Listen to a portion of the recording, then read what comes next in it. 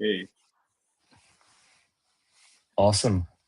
All right, let's give it 2 seconds. I'm going to QRT it from the thing. Going to refresh my page just to see if it's actually getting streamed. Yeah, it is. Yo, hell yeah. Nice. Let me just go on the hands page. You know, it's funny. It's like all of my cohort right now is like asleep, probably. So I'm really grind maxing right now. You know, it's Oh, wait, oh, there we it's go. happening this it's happening this week as well, right? Yeah, it's gonna be happening until so I'll give you the course structure right now, real quick. Just give me a Yeah. second. We are live. Actually, actually, I'm just gonna RT it instead of QRT it. I'm getting slowly more and more lazy when it comes to this. I actually need to be more proactive, to be honest. I One of the things that I really envy about you, as well as like my roommate, is how how much you guys post, right? Or as we've coined it in our shared house, LARPing. Okay, I think LARPing is like the mode of the century, and I actually think that it's really good in general. Just like to see how you're progressing, and to get other people um, updated in general, right? But yeah, okay, let's get it. So basically, I've been joining Antler. So Antler, you know, they are a early stage accelerator. I guess you could equate it to YC as well as A16Z speedrun. But Antler, the way that they function is instead of being like I guess a main hub, they kind of have a hub and spoke model where like they're originally from Singapore, but they have antlers in all of the different like locations.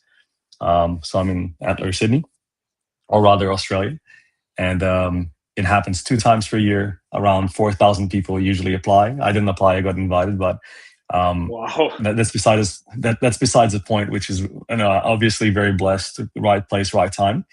But yeah, usually between 2,500, 4,000 people apply, and then you get like your cohort of 70 to 80 people. And then from the 70 to 80 people, usually about 10% get invested. So yeah, it's pretty exciting, man. The first week definitely was like a really good sort of like refresher from the general partners at Antler on like, you know, how raising works, the economic of raising, and then really getting into like the unit economics of like a startup and kind of like the outreach and, you know, validating ideas as well as like you know, how to present those ideas, defensibility, just sort of like getting everyone primed up. If you already know, refresher. If you don't know, and you know, you're a young founder who just has a really good idea and started to execute it, started to see sort of like some traction, but have no idea about how funding like in fundraising works. That's a really good refresher as well. And then we, you know, got to pitch our first pitch validation on Friday, and that was pretty good. Some people got some pretty brutal feedback. I got some pretty good feedback, I think. And next week, or rather this Friday, when I pitch again, I'm definitely going to be implementing a lot of the feedback. So um, first week, you could say there's like lots of social stuff, lots of like I guess team building. So you're kind of familiar with the cohort.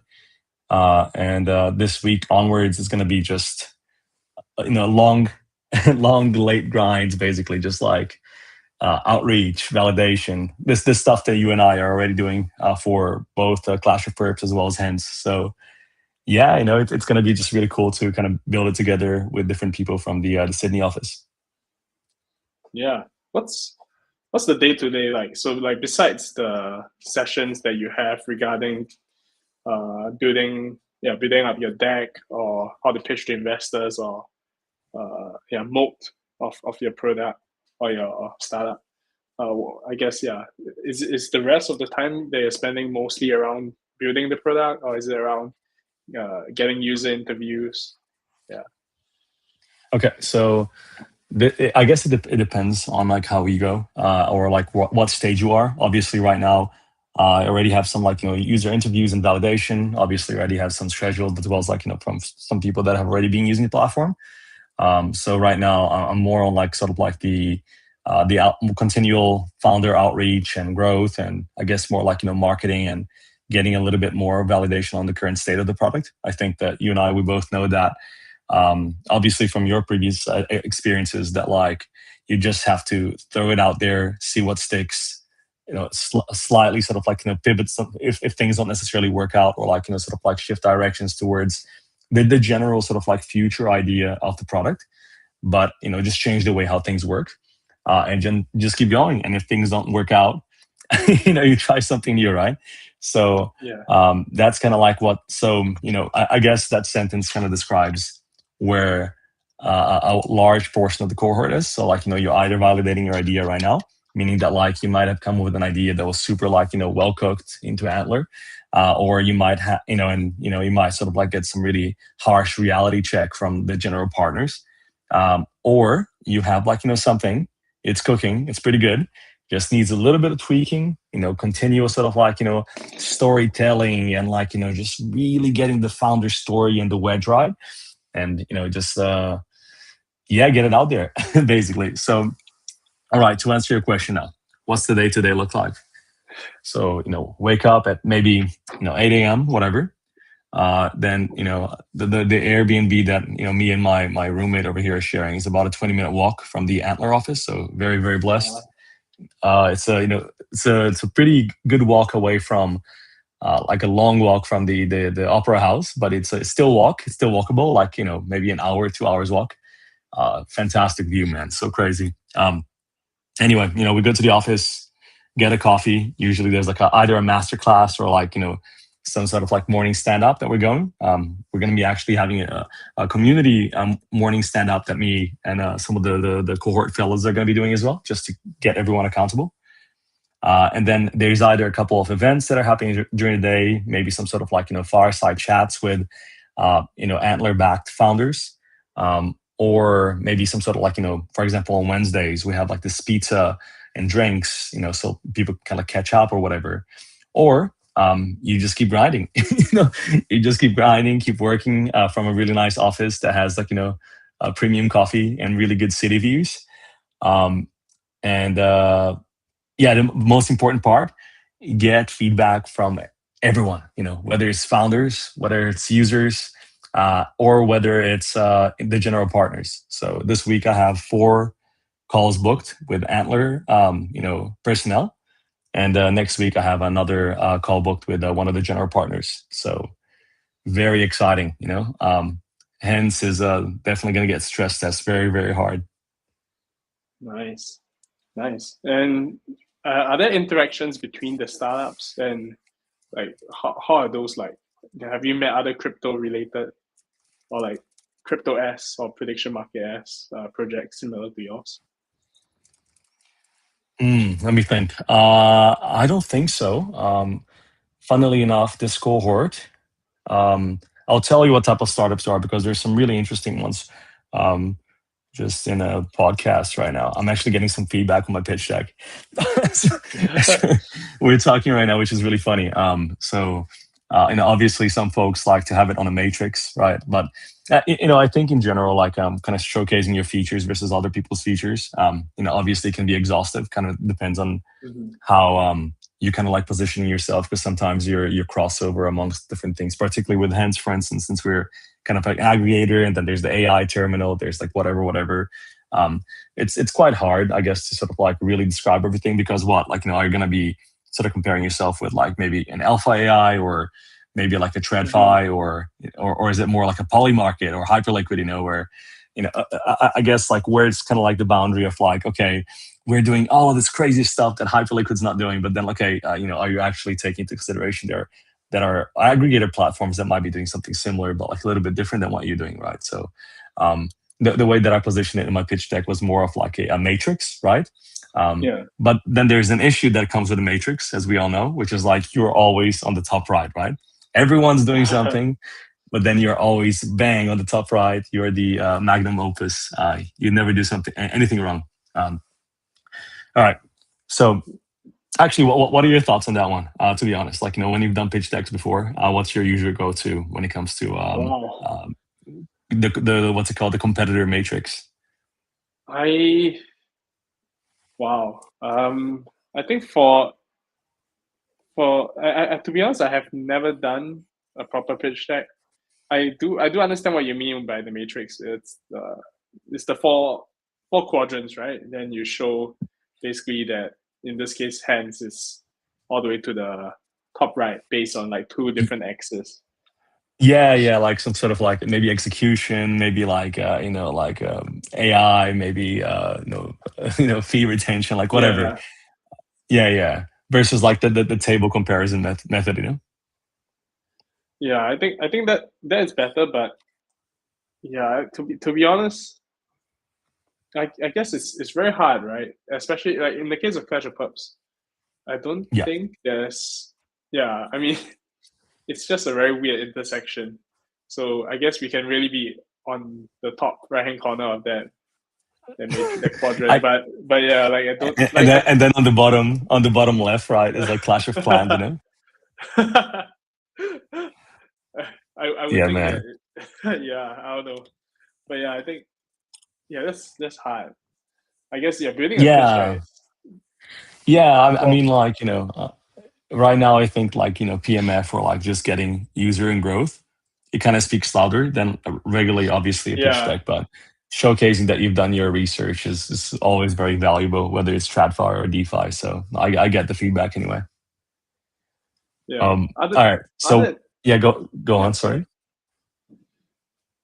Yeah, for I guess for hands, it's a product I would think that because and it's more of a Web two accelerator and VC network, right?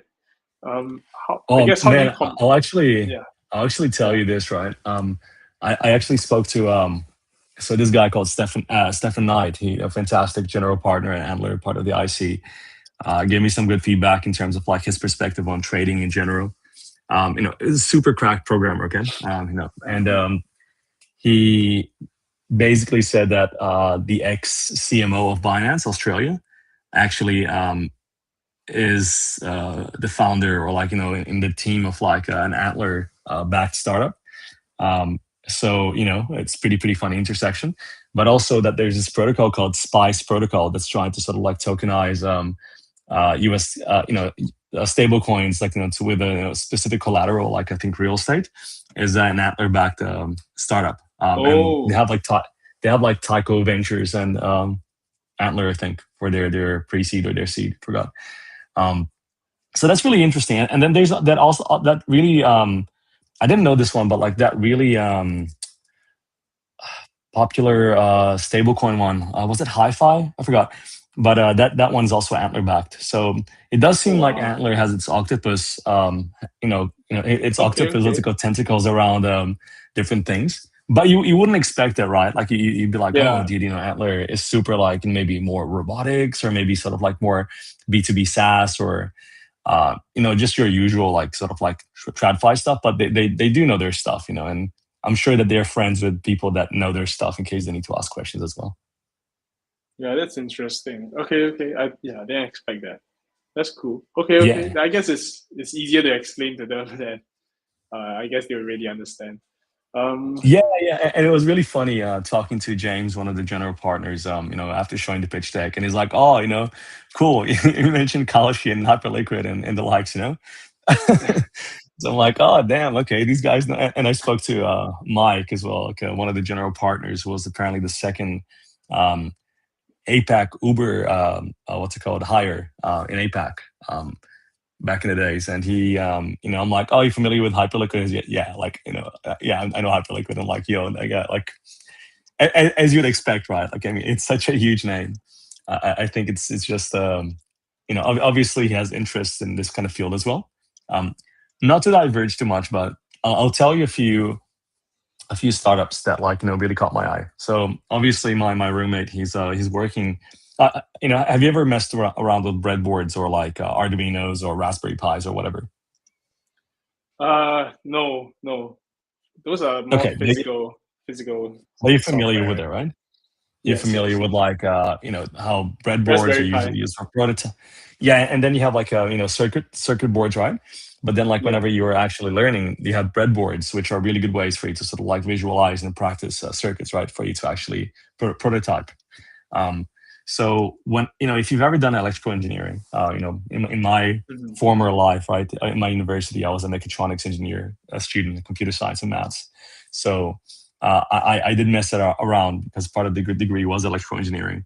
Prototyping was fun, but when something didn't work, like holy shit, like it was a pain in the ass to actually debug, to actually make everything work. So he's actually trying to create like a modular version of a breadboard, which allows you to just sort of plug it into your computer and then almost like interact with it like you're vibe coding, which is kind of nuts.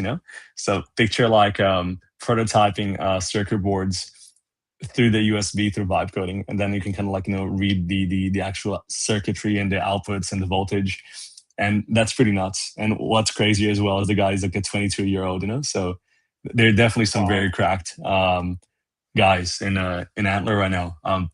There's also like this guy which is like ex investment banking, like UBS, like whatever, and he's there, and he's doing some shit. And there's this other guy who like he did a drone for cattle, okay, like for cattle herding basically, as well as all these like other crazy startup ideas. Like he basically has like an entire circuit board of like startup ideas, which is insane. I can basically just keep naming things. It's just like there's some people that actually sold and already exited, and there's this older guy from Brazil who is like I think he's part of like this big consultancy firm in Brazil called Visagem, and I think he's trying to start his own thing on the side, or like maybe he's like joining the board and kind of leaving the company, and he wants to start like software business to be able to automate player management. Like whenever like there's like a players like in a football game or whatever, and they want to kind of get sold or bought, or like there's a whole player economy and the management aspect of it, and he wants to kind of automate that so that it's easier for newcomers players to actually be participating in this, because right now there's a huge like middleman and management fee, and it actually becomes very expensive to onboard and get these sort of like younger promising stars involved in the actual entire process, right? Unless they're like Neymar or Kaká, or like the big names, right? The Ronaldos. So it's really diverse. There's another person that's doing health tech, and another person that's doing basically a mixture between Depop and Airbnb, so you can rent out your clothes, right? It's wow. It's pretty crazy, dude. It's like the what's it called? The cohort is really interesting. These guys that I mentioned right now, they definitely already have like a product, and they're sort of either prototyping or posting about it, or going to sort of like the initial sort of like customer validation. But then there's also some really smart people that kind of like pitched their ideas, got really shot down really hard, and are either pivoting or are trying to sort of like see if they could join one of the existing startups that joined Antler. So it's kind of like then becomes an opportunity for people to kind of see if they complement each other in their skill set. So it definitely feels pretty cool, man. Not gonna lie, it's a very, very cool environment. So I'm very happy that I'm here. Yeah, it's like it's a very interesting melting pot. Like in this case, I guess for for yourself, have you found any new team members through the Antler program? Dude, okay, this is crazy. I'm gonna start name dropping a little bit. Okay, so not through the Antler program, but Okay. so in the so my previous teammate that I've onboarded about 2 months ago, or a month and a half ago, he is Fedor. So he is actually the ex marketing lead for the Honey Jar for Berachain. If you maybe you're familiar with it, maybe you're not. Wow. But he definitely helped out a lot in terms of the strategy, as well as like the outreach and content strategy for that side of things. And funnily enough, he also did a lot of like Zach XBT style expositions for NFT scams, right? So I call him the Zach XBT for NFTs, right? So he's really, really well connected. So I'm very, very happy. And only a week and a half ago, or rather a week ago, I actually onboarded another teammate to Hens, and he is cracked. He's actually someone that I met when I was in my Korea, month in Korea during Zero Base, which was a little bit of a hacker house that happened about 2 or 3 months ago, and I think 2 months ago. And he is ex Binance, ex Open. Are you familiar with Open? Uh, If you aren't, I can tell you, bro. It's a yeah, you can. OPYN. You can Google it. Okay. Yeah, yeah. Yes, yes, I've heard. Yes, yes. So basically, they're the guys that did the power perps, right? They are the guys that at least I considered in crypto to be like the really big brains, mega brains. And he was head of product there. So he's been building a credit infrastructure for Africa for the last year and a bit, and he wants to participate in the journey at Hens, and I'm very very excited to have him help out with strategy, product, as well as research. So the team is getting together. It's built on hopes and promises, but one step at a time, we really build out the foundation. So yeah, the Hens team is now three people. So I'm very excited. Yeah, that's super cool. So wait, your co-founder is more technical, is he? So right now, basically, we're just a team of three. We, Yeah. I guess in terms of like, titles, everyone just is called it like by their function, basically. So it's like, I'm CEO and product. Fedor Hmm. is marketing and GTM, and Okay. Sartak is what's it called, strategy and research. But obviously, everyone's kind of like pretty much a jack of all trades, one way or another, in the sense of like, I think just like yourself, like, you might have an area that you might prefer or might be really good at, but if Yeah, you have to that's do it, fair. you have to do it, right? You just get your hands dirty. Yeah, So that's true. That's um, true. That's we'll start looking into fundraising. We started validating some of our ideas. I've started collecting some of the data to start looking into what we would take for us to get training that Hens AI model that like eventually gets better over time. And you're building yeah, your own model. yeah, we're going to be fine tuning your post training model. That's right. Yes, very Oh, exciting. damn. Okay. Wow. Okay. I guess that's where the moat comes. Yeah, I Yeah. mean, I guess, hey, it's going to be a very exciting journey, and obviously there's a lot to do. I have many many ideas that we can definitely save for some other time, but Mhm. I think that the aggregation aspect right now is just beachhead in terms of like just getting out to market, getting people to start making Yeah. trades, getting people to like start maybe translating their prediction market trades into multiple asset trades, and even like perp, like high leverage trades if they really want to get the high outcome out of it. But given the information, the execution engines, and the primitives that we currently have, we can do a lot with it, man. I definitely suggest you read some of the Paradigm and the Galaxy research that has been done over the last year or so. Yeah, over the last year to 2 years, it's been super interesting. There's lots of people kind of like trying to sort of tackle that, and I think we have the right team to really get hard on in terms of the get stuck in it. Like just really do our best to actually come about these new derivatives and primitives of prediction markets and perpetual exchanges. Hmm. Yeah, I think that's very exciting. Um, yeah, for this way of Endler, like, how is that? How is the schedule gonna be like? Or what's planned? And what's the plan? That's a very good Yeah. question. So I gotta wake up in I think 8 hours from now and run a community stand up that I myself put my hand up for. Like I said, yeah, Oh my yeah, god. let's do it, man.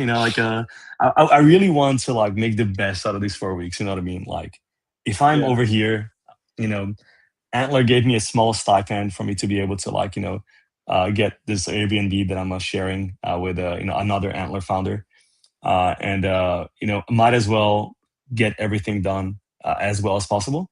So I basically put a group chat message out in the Slack, and I'm like, hey guys, who wants to get super accountable? Who wants to do a stand up every week and like shame, name and shame. Like you didn't do it, why do it? But also at the same time, um, just like you over here, which I really appreciate the podcast, for example. If there's any way for me to be able to help anyone or anyone to help anyone else, you know, I think this is the best time, Like, for example, you have a good audience and you're like, hey, I like what you're building. I like Hens. Yeah, I want to give you a platform so you can speak about it, right? So I think honestly, that's um, the best type of like thing for you to do for other people. Yeah, makes sense. And yeah, that's really high agency coming from you, to do the morning stand up tomorrow. And yeah, I Oh think you my god, bro! I'm kind of regretting it on me. Like it's like, bro, I don't want to wake up at 8 a.m., bro. Like, let me sleep, dude. yeah. No, no, but I'll do it. Yeah. I'll do it. Have you ever considered joining one of these things? Like, have you ever been That's- reached out to or like kind of applied to YC or whatever? I I I've never gotten an invitation. Not no privilege of that sort. Have I ever considered? I, I do, but I guess I just haven't really looked into it much. But yeah, it sounds Mm, really interesting. I think it'd be good to have. But yeah, for now, yeah, maybe not the time. But I should. I mean, yeah, you gave me a good idea. I should look into accelerators in Singapore and see what's the appetite for something like Clash of Clubs. I, yeah, I've been also yeah. wondering like how else can I reach out to more potential investors or potential users. Yeah, so I so far the only thing that I am working on right now is more of a TikTok account. So I will Yeah. be uh, de going de anon and building up a TikTok Yo, account. Yeah, bro, you're I gonna even start got dancing, dude? That's a nuts. more like build in public and just Ah, chat okay. about it. Yeah. Uh, Okay. Okay. yeah. I hope it works. I hope it works. I even Okay, got a man. video editor. Yeah. I think it's gonna Oh my god. work, man. I mean, honestly, dude, I don't have to talk about. I might create a TikTok just so I can like and repost your shit, man. That'll be crazy. Thanks, man. But wait, you do not have a TikTok. Nah, bro. I've what's it called? I've Is intentionally never created a is that TikTok because of. is that Okay, I'll tell you. because I'll tell you this. Okay. it's a time drain, Okay. right? No, no, no. I'll tell you this. Okay. So Okay. dude, I was on this shit like super early on. Okay. Like, Musically was super cringe, but then like, the company acquired and then pivoted to TikTok, right? Yeah. Um, it's all Chinese, like, I guess like the brand itself. Um, I saw like the original pivot and then like they hired all of these like Western actors, right? Like these sort of like really cringe Western actors. And then people started like almost like shit posting there like super early on. This is like 2018, 2017 or something. Mhm. And it was kind of crazy, right? It kind of started becoming funny. And I had that TikTok then. I actually watched those videos. It was really funny, 2018, 2019 or whatever. But then I realized it was like actually crazy time sync wise, right? So I removed it because obviously they were like the OG, high feedback algorithm and like, really trying to get you in. But apparently, as of a study that I read recently, the TikTok algo is actually less bad than the Instagram and YouTube one. And I have both Instagram and YouTube, so maybe I don't I'm getting the wrong feedback. I don't know. I don't think that's true. I'm an active user of TikTok. I run a Yeah. few accounts to try to build distribution, and Mm, I thoroughly believe that TikTok is the reason why my attention span has reduced drastically. Like yesterday, I was with a friend, and he yeah. was just telling me about how he can't imagine himself sitting down and watching a full 1 to 2 hour movie because content nowadays that we consume is literally down to a minute or a few minutes. Yeah, I think Yo, you TikTok for is the real? greatest contributor. Yeah, yeah, TikTok is the greatest Damn, contributor to dude. this. We do not like even if let's say like okay, I guess that's the same reason why these podcasts people don't actually watch the whole thing anymore. You have to clip them for people Yeah, to essentially just watch snippets of the important or more uh like parts which are more like have more how do I put hook or more yeah. entertaining that people actually bother to look into. If not, it's very hard for long form to even get engaged. Yeah, I guess it's if you were to like let's say right now, recently I did some videos on TikTok which are a minute long to 2 minutes long. Hmm. You can in TikTok Studio it shows you that the drop off rate after like the first 5 to 10 seconds is at least 90%. So people Holy are just shit. swiping Okay. that fast. Yeah, I think it's the Okay. same for I think it's a good thing that you don't have it, because even for myself today, if I were to go on YouTube, I can't finish a 10-minute video in one sitting. I would pause it halfway, move on to do something Bro, else. I'm dude, serious. that's nuts, dude. That's nuts. Yeah, Okay, but I guess, like, we have to build for that future, right? So what that means is, true. let's like my build in public videos on TikTok are gonna be about a minute long each time, or I will have to do more clip farming. Same for these podcasts that we do, right? Eventually, I'll just Yeah, generate clips of. I really gotta get one of those programs where I can like put these podcasts in, and then he just like gets a really clickbait thing in the morning, like I'm gonna kill everyone, or like and then he just like, what did he say? Holy shit, and it's like it's like I'm gonna make Citadel, but on your desk, and it's just like whoa, Yeah, what the fuck, dude? exactly. I guess that's how Hens is gonna get its first, I don't know, first viral moment in the first 1,000 users. I mean, there's a good chance it's gonna be some crazy claim that you say, and then a short clip of it. Yeah, Dude, you know, fund managers are killing your gains, and just like really goes like crazy about like self-managing fund, but then it becomes kind of like financial advice to a certain extent, right? Just like put your yeah. money in this platform. No, I think you're right. I'm actually going to be meeting up with the guys from Fastlane. Are you familiar with them? Yes. Isn't that on I'm Mona? Nah, bro, no, no, no. Okay, there's multiple fast lanes. Fast lane is basically it's a platform that allows you to generate. Ah, it's the short Um, form content one. Okay. Yes. yeah, yeah. It lets you I've generate tried like it. basically AI generated, but like for your brand or whatever. And the Yes. guys are actually from Australia. I'll tell you this, okay? Wow. And this is really funny Okay. because they're actually young guys, and they created this thing after creating something else, and it went fucking viral. Like it boomed out in 1 or 2 months or something like that.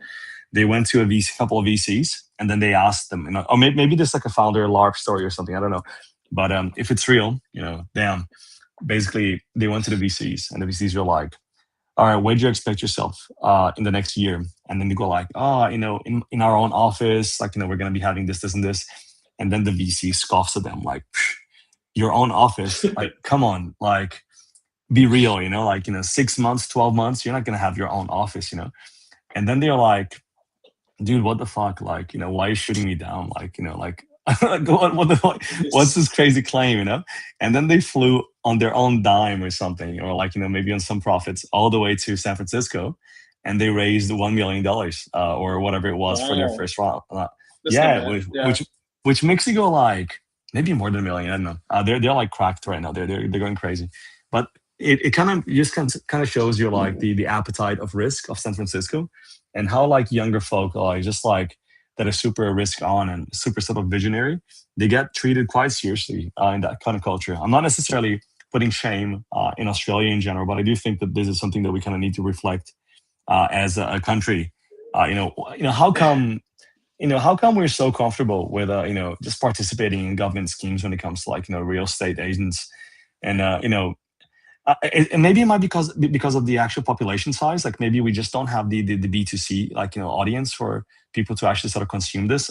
I'm not sure. It's just it's a bit of a shame that talent, even myself, like for example, right? If you were to ask me like, is Hens being built specifically for Australia? No, not specifically for Australia. If I were to build specifically for Australia, it'd be such like a small beachhead and target market, right? Like we both Mm, know like what type of audience would actually play with this. You'd be the Americans, you'd be maybe like some yeah. Singaporean people, you'd be maybe some Southeast Asian people. It's just like there's so much more capital inflow from like these different markets, and it's just a shame. It's just a shame because very talented founders either get scoffed off or like have to go to San Francisco and in New York, and then it's just like, oh damn, rest in peace. I don't know if Singapore is the Yeah. same. I think It's the there's a little same. bit It's the more. same. Is it? Okay, I thought Yeah. there'll be The more risk the appetite. no the VCs here expect to see revenue and traction before they even put money in it. So it's yeah, it's a shit show here. And a lot, I guess, a lot of the innovation in Singapore is more what do you call incremental innovation. So it's more of things rehashed or the same product with a bit of adjustments. You can see it in a lot of the startups that are raised in Singapore. There's nothing out of the ordinary. I would say there's nothing that's frontier. It's always like maybe it's a fintech company with extra like a few extra features. It's nothing glamorous, and I guess that's also why a lot of people are. I guess the smartest of us are going to the US to do startups or raise funds or even That's kind just of work. crazy, right? Yeah, it's sad, but it's true. It's just a very risk averse culture that we have here, but it's also good. Dude, surely you can do nasi lemak as a service, dude. Yeah, I've been trying to think of more of a Web 2 product as well for as a thing that I do on the side. But yeah, I haven't really gotten to what I should work on. But yeah, that's something I've been thinking about a lot. What's a really good sort of like narrative or just like something like that Singaporean people love to do in general? Like do you think that there's sort of like a market for some of the ideas that I kind of told you about that the guys from in the Antler cohort are building, like the outfit kind of like sharing or whatever, but all of these kind of need to be distribution through like what's it called, KOLs, like as in like TikTokers and Instagrams and all that, right? I think renting clothes has already, like, people tried that in Singapore, didn't really take off. I mean, because simply put, some of these clothes are as cheap as, I mean, with Taobao and Shein, clothes are really dirt cheap, below $10. I think people don't even see a reason to rent. They just buy and then they will go on to sell. In Singapore, there's even a place where girls go and bring a luggage of their old clothes to sell, and they just rent like a square meter of space for $80 a day to sell all their like secondhand. Oh, yo, dude, is this like the TikTok one where like you have the girl yes, like I think yes. Yo. I think it's quite viral on TikTok, but yeah, I don't think it'll work here. I think I saw this I saw this for the first time, the Chinese people doing it, like X videos of like TikTok videos or whatever, and it's just like a lady that like changes clothes like every 0.5 seconds or whatever, it's just like people buy it or some shit. And then I saw this in real life when I was in Thailand for DevCon, where basically it's like they were kind of like selling in real life, but they're also streaming and selling it on TikTok at the same time. It's like a little bit genius, but like it definitely seems saturated. Yeah, I think TikTok Live, like selling things through TikTok Live, is the next new e-commerce. Yeah, it's a huge wave. But yeah, other than that, I think what works in Singapore might be more towards maybe just implementing technologies on a lot of the traditional industries. Like the one Web2 product that I recently was looking into building was more of just an app for clinicians to check in with their patients on a daily basis. Okay, actually, we are derailing a bit, but I'll just share quickly. Like, clinicians in Singapore are very traditional. They don't even have social media. Their website is like a stock image website from 2000s, and they're charging patients like $120 per session minimum, all the way to $300 and to the thousands. There is no follow up in between. Every time you meet your clinician, you're just the guy is just on pen and paper or just typing out how you have been, and that's how he keeps track of you. So right now I'm working with a clinic in Singapore to work on a more digital approach to making sure they are always up to date with how their patients are doing. But yeah, this is just a Web2 thing. But I think that applies to a lot of the industries in Singapore. A lot of them are not innovating. A lot of them they're like incumbents who are still earning a lot of money from how they've been working, operating for long. And yeah, it's ripe for disruption. And I hope I can do something there. But yeah, just trying out. You're going the classic route of like right now what's really popular even in Australia. I have a mate that's actually working on this. He's basically trying to work on this for like a wholesale electricians, right?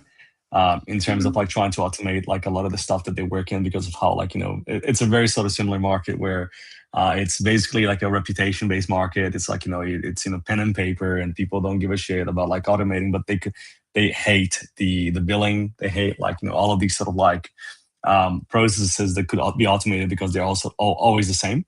And it just becomes like sort of like a relationship market where if you have a good relationship with, or like, you have like some sort of experience in the field, let's just say like in the tradie or whatever it may be in terms of the blue collar worker field, you can kind of like, really wedge yourself in and take advantage of that and actually introduce these technologies to like these older folk because they kind of trust you in a certain way, right? Um, I think you'll do well. I think you do well. But I guess just to end this part of the Yeah. conversation, I think it's the whole like AI consultant pipeline Yes. um, Yes. into automated businesses, right? It seems like there's a lot of these coming out. Like, oh, what's your business? This can be automated. Pay me X amount of money, and then what's it called? A recurring fee every month, and I'll keep the business operational, and I can build like a mini version. Like let's just say I can build a CRM for you, or whatever, and undercut Monday.com or whatever. Um, the only thing that's like kind of hard with that one is it's like, I mean, it can work. You just need to have a pretty big network. You basically just need to be Yeah. early, have a really big network, and make sure that you don't get undercut by a competitor. Basically, that's it. I I think what you mentioned is very true with the relationship market. It You basically can't get into these markets unless you already know the business that's operating there. And it's very unlikely that they'll work with you. Even like I think the major flaw with AI consultancy is that people think that as long as they are armed with a $20 cloud subscription and the ability to write code, software and dashboards, they can make like thousands per month, or like yeah, 5 digits even, just going into these small industries and Yeah. helping them automate certain parts of AI. It's not true. Like you need to know the people. If not, they'll just dismiss you anyways. Because like who are you to come in here and do all that and charge them a high fee, right? Yeah, yeah, especially the people that want to like charge a $5,000 like initiation fee and then afterwards like a retainer for like $500 a month. Yes, Like, bro, like yes. okay, first of all, like dude, okay, like chill, like what the fuck, like okay, if you're Very actually saving them disingenuous. money, I mean, unless you're saving them a shit ton of money, right? But like, um, you know, yeah, it's relationship based, and in the end of the Yeah. day, but I'll tell you this, when I was in Adelaide right before I came to Sydney. I got invited by my friend to speak at this event for like AI agents or whatever, and there was this guy from the small city, 2 hours away from the Adelaide CBD, an hour and a half away, who is an art seller. Okay, and he Mhm. that's his business, like basically an NFT seller. That's him, and he basically was paying Monday.com $2,500 a month. Sorry, not a month. Sorry, a year, right? Wow. And he one day he's just like trying to add a new column to a database there or whatever, and it said, okay, upgrade because you ran out of columns, right? And then he goes like, what the fuck? Like, what do you mean I ran out of columns? Like, Yeah, that's kind of it's ridiculous. it's ethereal. Like, it's a fucking column. And then what he did is he basically vibe coded his CRM, right? And it's like I think entrepreneurs that, and even like, and he's an older guy, right? Like, even these people, I Yeah. think that they're all, if they have the necessity, they can do it. I just think that like, yeah, as I said, um, circling back, it basically becomes like relationship based, and if you can get in fast enough. So good luck. I do think that lots of people can benefit from the automation, and I think that you are technical enough to actually serve a good solution. So good stuff. Um, Yeah, all right. I hope so. Ne- But yeah, next, yeah, next up. Yeah. next up. Uh wow, what else? Mm, yeah, for hands, I guess like are you guys changing any of the features after this week's feedback or is any changes to the main product so far? Well, the main product right now, the main product right now, what's it called? The main features of the product are more on the trade discovery, the AI, the actual asset discovery of different markets, and trade recommendations on the actual feed. We actually started adding a social graph, which is really interesting. So, um, um, yeah, actually, as we're speaking right now, I randomly got a message. Remember earlier, this is a continuation from from earlier in the conversation where we were talking about the pitch deck, and I provided feedback, and then they were like, "Oh, where's this in the pitch deck?" And I'm like, "Dude, it's literally there. Let me let me actually do this." But this is good because it means they actually care. They're actually asking the right questions. Uh, yeah, so we definitely have that initial product. As I said, we've technically released the alpha launch right now. We're going to be making a post about that very soon. Fedor spent a good time editing it in the last couple of days, so it looks pretty awesome actually. So hopefully we can start just onboarding users. Obviously, best to just get it out there, have a new video, new feature, new kind of like opportunity each week, iterate on the product and see what sticks. The base product kind of gets better and evolves over time, and then we can kind of see the iteration. I am very interested in doing like a composer style um, thing in the future, which I'll get to it very soon, but it might take a little bit of time. And I think that right now I just want to get the product out there and getting tested, basically, um, which anyone can do right now, guys. Go to Hen Stock Markets and you can start trading any assets on Polymarket if you're in legal jurisdiction to do so, as well as Hyperliquid and Trade XYZ. So we're gonna have some cool events, hopefully very soon, and hopefully also some cool updates on the product as well as the very very soon. Pretty excited to keep talking about the progress. Honestly, I'm also excited to hopefully talk more about the user metrics. Hopefully next podcast. I can talk a little bit more, but right now we've actually onboarded 70 users over the last 10 days, which I'm Wow, very, very, yeah, I'm very happy with. Like it's that's pretty very cool. fast. Like it's the beginning, slowly. Um, How do you get and these 70 users? oh man, how did I get these 70 users? Okay, so it's actually 73 users because three of them are me, so that's why I omitted them. So um, if to it.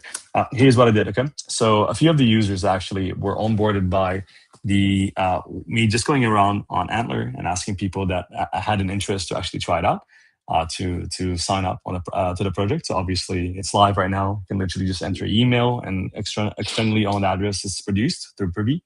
And then you can fund it, or you can, either through like the actual Privy funding, or like by depositing money on it, or you can just connect your wallet. The other ways is, I think at least one third, if not half, was organically, surprisingly enough, which is kind of crazy. I didn't expect that just yet. And I guess the remaining quarter is me asking people in my network to kind of come in and join. So like, ex coworkers, ex colleagues, and I'll continue doing so. So yeah, I think the maths out. So what, about 15 and then 20 and then the remaining 30 just organic, which is really really cool. um, and outside of my trading volume, I think we've gotten at least $15,000 of organic trades, which is kind of cool.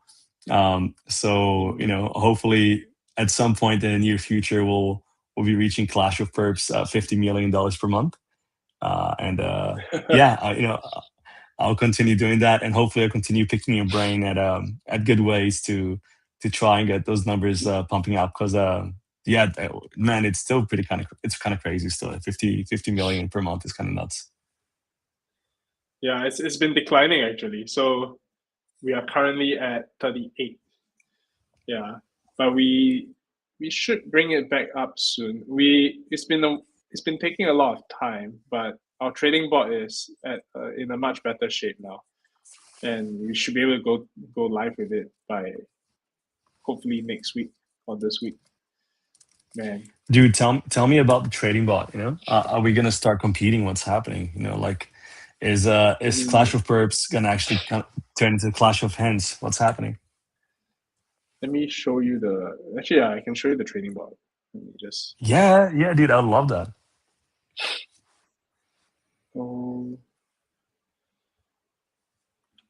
Okay, let me test. I was testing out on Nado earlier, but yeah, I can show that one. I hope I have enough money. Oh god, my computer's very laggy. Oh, dude, yeah, you're literally like rendering like a 3D thing. Whilst you're trying to share your screen, by the way, tell me about.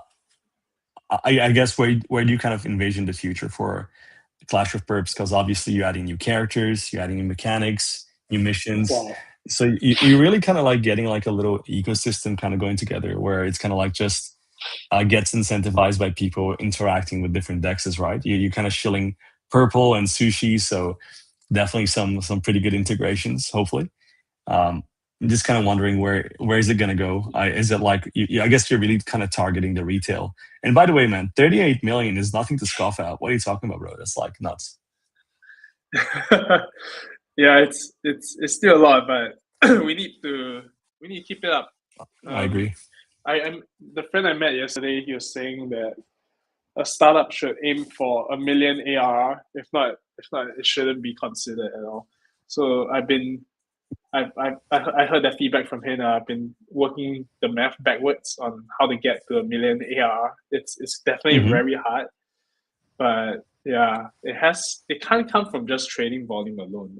That's definitely the case, because we're only taking 2 basis points, and the rest of it has to come from, in the case of, let's say, the trading bot, we are thinking to do maybe a subscription basis for this. So maybe if you want to use the trading bot, X amount of times per month, or for X amount of trading volume, you have to pay a certain amount per month, and we can lock you in for maybe like 3 months for a certain amount.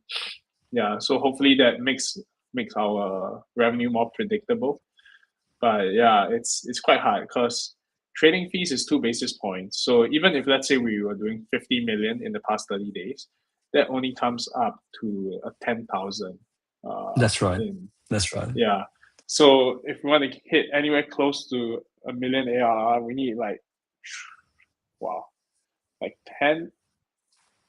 8x of that, and that's really hard. So it has to come from other areas. So besides, let's say, trading bots subscription revenue that I'm considering, I'm also thinking if I should start charging some of these perp dexes more money up front for trading competitions, so that at least we can earn something from those, versus just giving that away through prize pools.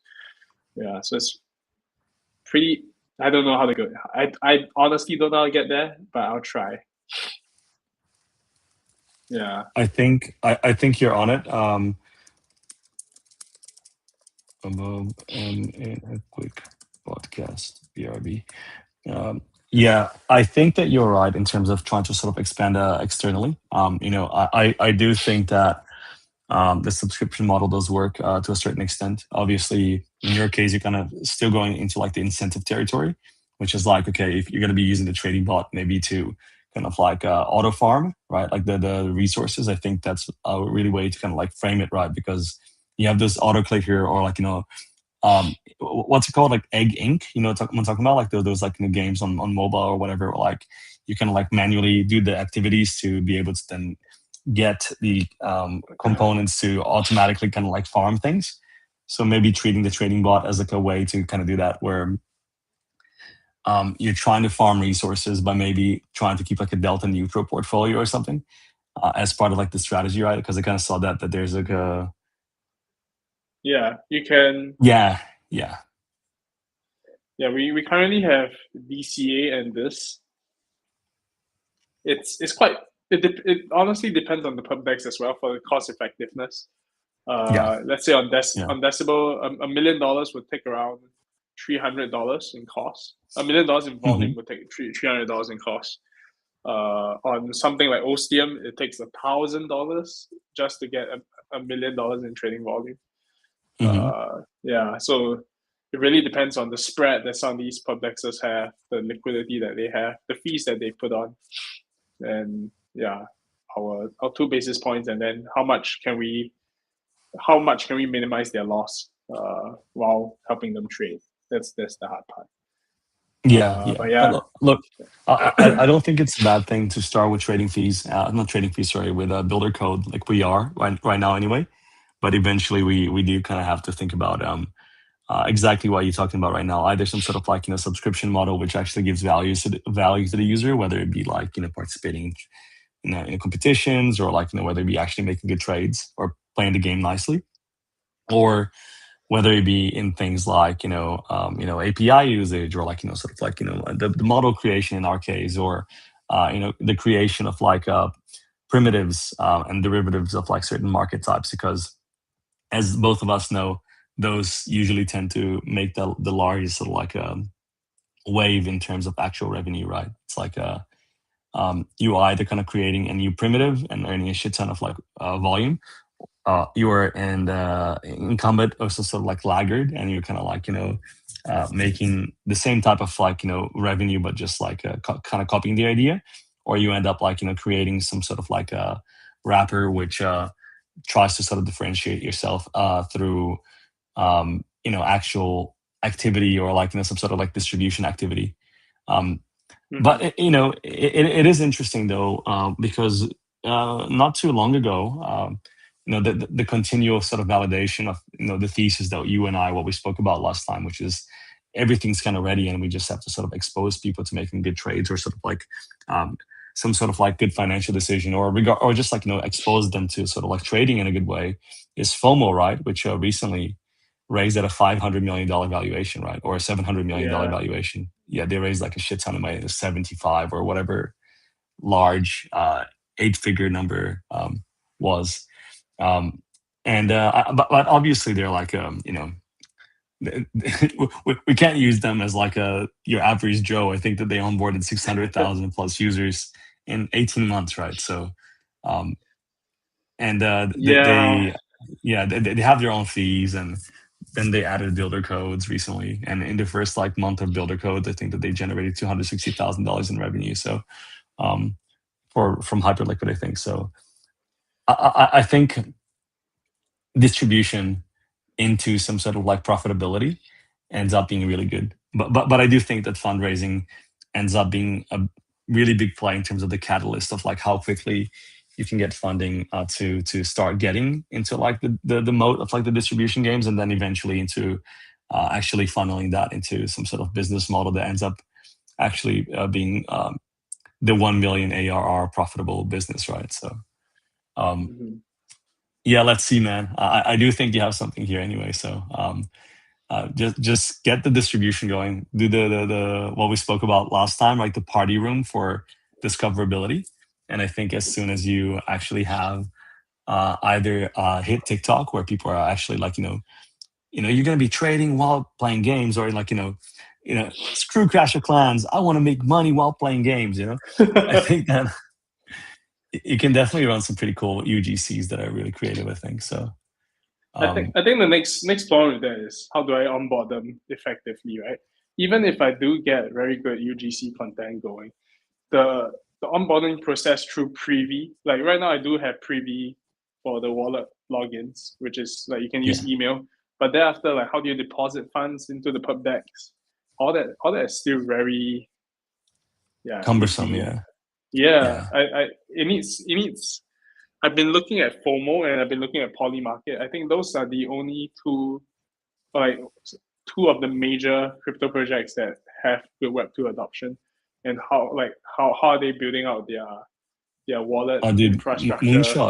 Moonshot was like it was the first. Moonshot was I think they were the first to do meme coins for normies. Yeah, I think that was done very well. But we need to essentially get that done. I think the company that like Polymarket uses Fund.xyz for their wallet infrastructure. That's what I've heard. Have you Which heard one? of Fund? Fund like FUN. FUN. fund.xyz. Yeah, I have heard of Yeah. fund xyz. Yeah, yeah. Yeah. In fact, I They actually have it power. bookmarked over here. Yeah. Nice. Yeah, they power Aave as well and a few others. I think, yeah, that's essentially we need a more cost effective or like a cheaper alternative to fund the XYZ for crypto projects so that we can get more, yeah, easier onboarding for normies. Yeah, I'm sure that there's a there's a relatively good onboarding experience. Like even Market XYZ, I think they have a relatively good onboarding for like normies. I think. Have you seen that the markets guys? I think they're the same guys that did Kinetic.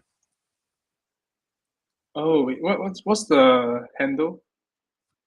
I know Just Kinetic, but markets. what's So markets? market or markets XYZ.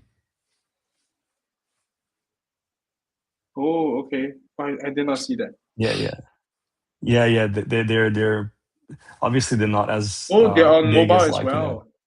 they're on mobile. Yeah, yeah. Their mobile app is their main bread and butter. Their web app is like nice, but like their mobile is like killer, really good. I guess we all have to go. Yeah, I guess we all have to go mobile. Yeah, we just That's need to all get we a little bit of funding, develop that mobile app, can. and apparently everyone loves it. I Yeah, think Apple App Store might be the distribution mode. Just like get it up there. Ask Nikita Beer to help us hack our way up like he did with his other apps. yeah, man. It is it is a bit gloomy right now, but in terms of like the crypto side of things, but I do think that things will improve. I do think that right now it's so gloomy that in fact it might. I don't want to jinx it, and knock on wood. I don't want to say it's bottom, but it's it's looking pretty shit, man. It's not looking good, So Yeah, uh, hopefully this means that it's up only. I hope so, man. But yeah, like I mean, it's still very cool that you got into Endler and you're building hands. Another a very cool trading front end that's gonna change how people trade. I think it's although it's gloomy, we do have a lot that we are pushing for, and hopefully in the next few months we can have something to show for it.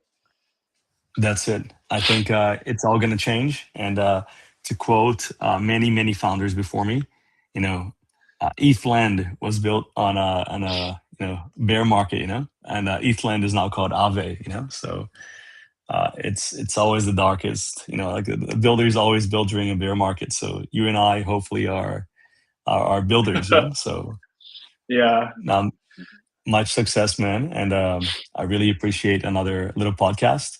Hopefully next time I can host it. You've been hosting these, and I really appreciate it. So I'll keep you updated with Antler, and yeah, like hopefully we both get funded and start getting yes, PMF. Most importantly. yes, sir, yes, sir. But yeah, thanks for your time, man. And yeah, we can hopefully when you're free again next week, we can arrange for another one to get more updates. But yeah, as and when you're free, man. Yeah, of course. Let's do it. Always up for it, man.